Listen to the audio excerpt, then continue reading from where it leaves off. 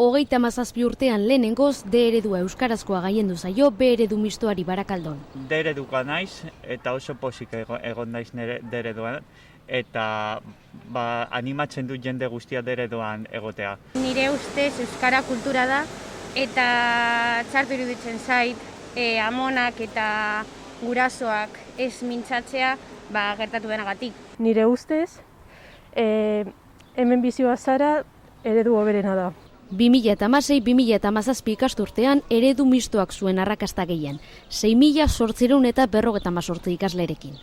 Euskara hutsezkoak berriz, ez ziren 6.000 matrikulaziora iristen. Balantzak bestaldera egin du 4 urtean aurtengo ikasturtean, 51 haur gehiagok aukeratu dute D eredua. Oso pozik gaude, eta horrek suposatzen du lana ondo edo egoki egiten ari garela, gure baliabideak ondo erabiliz, eta gero horrek isla duela gizartean, eta hori da arrazoia familiak gero matrikulatzeko D ereduan hain zuzen. Eustaten datuen arabera, 98.500 pertsona erroldatuta daude Barakaldon, haietatik 22.000 euskaraz hitz egiteko gai dira, eta beste 16.000 ulertu egiten dute.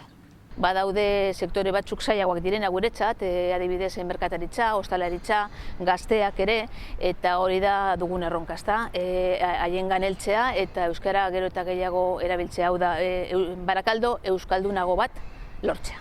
Eta bide horretan, euskara ikastera bideratutako diru partida 40.000 eurora handitu dute.